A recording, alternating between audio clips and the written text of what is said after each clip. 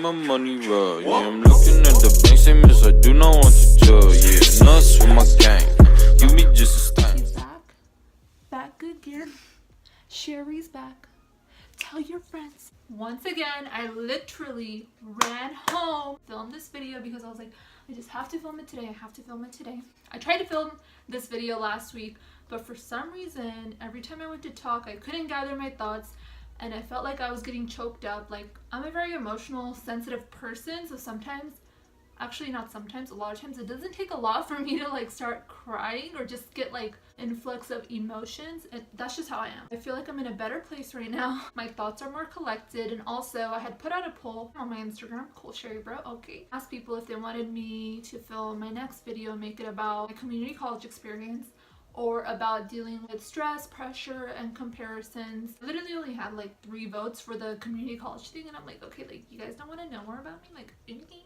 Just kidding. A lot more people voted for the stress stuff, so I figured that's what I'm going to talk about today. I give my advice and my experiences dealing with that kind of stuff and see if you guys can resonate with it. Hopefully, like, some of the things that I do to cope with that, you guys can adopt if you haven't already. So I'll start with this. Obviously, so many people say this, but I feel like we still don't feel it completely. You're not alone. And that's like the first thing I want to say. I had people message me from my first video. I talked about in that video like how I was flip-flopping. I didn't really know what I wanted to do. And I had so many people. I had like millions of people. I had like a handful of people message me and say like, you know, I really liked your video. Like, it's nice to know like I wasn't alone. And I'm like, girl, boy, whatever you identify as, you really are not alone. You really just cannot believe the facade people put on social media. Most people create this image of like everything's okay, everything's just beautiful, perfect, amazing, and you know, sometimes it is, and that's great. But for a lot of us dealing with our own stuff, we may be internalizing. So me, for example, I'll share some stuff that I've had to deal with in my life that, you know, I thought were gonna just be the end all be all. Everything turned out to be okay. I'm here, aren't I? I think we were finishing up junior year in high school. I graduated in 2013. Go Stallions, okay. My dad at that time was an illegal immigrant, but he was married to my mom, who is a citizen of the United States. We were like in the process of getting him legal. But unfortunately that year, ICE got to him. He was deported basically, but school was ending. It was like about 2-3 p.m., whatever. And I get a call from my mom and she's crying. They tell me that, hey, like, these officers came to the house. They got, you know, dad. They kept him here in America for about a couple months actually before they actually like deported him to India. Once he was in India, you know, we were like working on his papers and all that for about 3 years until he actually came back to the United States in like 2015. I see my dad for like 3 years. Obviously I talked to him every day. You can imagine the stress of all of that. I was a junior. I was applying to colleges. That was stressful enough. It was supposed to be senior year, like, hey, this is my year. And then this happens. It just completely turns your life like upside down. I even graduated high school without my dad here. I even started college without my dad here. Him deporting had a lot to do with why I wasn't able to go to a 4-year university right off the bat, like right after I graduated from high school. Although I did apply and I did get into universities I applied to and stuff, I didn't go because I didn't want to leave my mom alone. I'm an only child. It's all on me. I didn't want to take on that financial burden. That was so much stress and pressure. You know what? I made it through. You don't lose hope. You stay optimistic, and you will get through it. I had no idea how long my dad was gonna be gone for. Household runs on his income, so if he wasn't there for 3 years, you can imagine like the financial toll it took on us. Able to do a lot of things. My parents still provided for me as best as they could. So made did with what we had, and thankfully we had a lot of support from like our family. A year into community college, so in about like 2014 is when I got my first job. It was a full-time job as a caregiver, but because I was working full-time, I wasn't able to devote that time to school. Essentially how it worked was my schedule was always 2:30 p.m. to 11:30 p.m. and most of the time I would get off much later than 11:30, and then in the morning I'd have class. Most of the days I would wear my uniform to school. I knew like once I got out of class at 1:50 I had to rush home. I didn't even come home, I had to go straight to work. You have to find comfort in the fact that you are gonna make it through. It seems like an obstacle right now, but you gotta keep your focus on the end goal. Right? The goal for me at that time was, yeah, my dad's gonna come back. I'm gonna be able to go to a different university and stuff once I get my stuff together here. I have to like Focus on the bigger picture, and you know that when you look back on this situation, you're gonna be thankful you went through it because it made you grow as a person. I know for me, I became much more independent. I feel like I am very mature for my age. That whole situation forced me to like grow up because I was the one that had to call all the lawyers and check up on all my dad's stuff, calling the offices, doing all the things so I could get my dad back. That was a really stressful time for me. But you know what? You work with what you have and you will get through. Oh my God. That picture of me is behind there. Oh, ignore that picture of me. Like, that's so creepy. I should have realized that it was there. My mom like printed and framed these pictures of me when I was away because she missed me that much. So just ignore that. I'm not gonna move in now. I've already gone through with the video. I'm in too deep. Okay, I'm in too deep. It's 13 minutes I've been talking, so I'm not gonna move in now. You can't sulk in the situation. You can't be a negative Nancy. Okay, sorry Nancy's out there, but you can't be a negative Nancy. You have to think long-term, big picture, end goal. Okay, and that's honestly how I really got through that time. There's all these bads with the situation, but find that one good thing about the situation, you know, and focus on that instead of focusing on the negative. Because if you just only focus on the negative, that's all you will be. Moving on to pressure. I had a lot of pressure then. Keep up with all my dad's legal stuff, work. I had pressure to do well in school, which I wasn't at that time. Obviously, when you're going through life, you're gonna have pressure from the pressure that you put on yourself and also the pressure that you might get from your family. Hopefully your family means well. When I was switching around majors, and I felt like I had pressure to kind of pick one already, and that's why I stuck with bio for a while. And this kind of ties in with comparison because you think, well, if so-and-so has it figured out, why don't I? You will meet people like that know what they're doing, a plan written out for themselves, and they're going to follow it till the end of time. And that's great. That's not going to be the case for everyone. That's okay. It's easier said than accepted. How can you expect, like, someone else to not pressure you if you're not going to like be easy? How do you expect others to go easy on you if you're not going to be easy on yourself? If you're combining your pressure with the stress that you're already having, it just makes for a bad situation.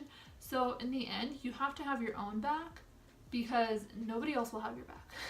Nobody. You have to look out for yourself. You have to be selfish and you have to understand, like, this is my journey, my path, and whatever I do, it's gonna work out to my advantage. You have to reassure yourself because sometimes you might not be getting that reassurance from your friends or family. You have to be kind to yourself. Try to take it one day at a time. I said think long term and end goal. Yeah, focus on the very end. Like, hey, I'm gonna walk across that stage and be a doctor of physical therapy someday, but I'm not overwhelming myself with, hey, like, I still gotta do all these classes, I gotta get good grades in them, I gotta get all these hours, apply, get in, all that stuff, you know?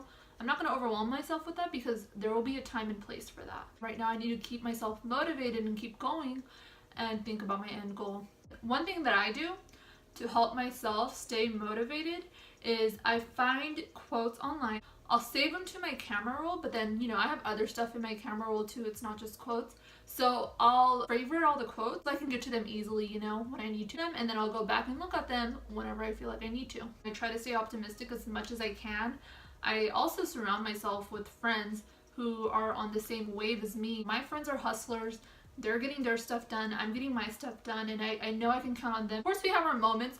We like to vent out. We have our frustrations and stuff, but we don't just constantly complain. That's when you become a negative Nancy. If you keep bringing that one thing up again and again, if you're faced with a situation that's stressful or creating pressure for you and it's caused by whatever source, like let's say if it's a person that's causing you stress, try to be empathetic towards the situation. Think about it from a different light. If you can, I know that may not always be the case.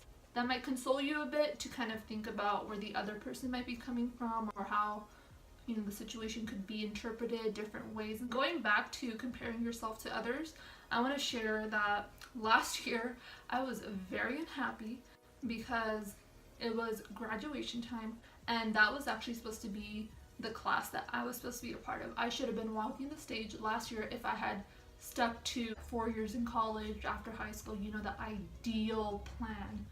But I didn't. So here I am last year when I saw all these pictures, posting all these pictures of them graduating and stuff. Obviously I'm happy for them, but at the same time I'm comparing myself to them and I'm thinking, like, what did I do wrong? You know, why am I not walking? You did this to yourself. And that was just not healthy. So I was making myself just sad, and I was like, why am I doing this to myself? Like, literally, why am I doing this to myself? Why am I making the situation harder on me? Why are you intentionally causing harm to yourself? Like, why would you want to do that? You know, when you think about it like that, like, why am I doing this? Why would I want to do that? It can kind of shed light on situations and make you like snap out of it a little bit, like I did. And you know, I had to remind myself, you know what, like, I'm on my own unique journey. I'm leading my own unique path, and it's gonna be okay. I thought about it like this. I'm not a traditional student. I've said it before. It's okay to be non-traditional. In fact, I think more power to you if you're non-traditional. You're not just another cookie cutter student, you know, you have a story behind you. I have a story behind me.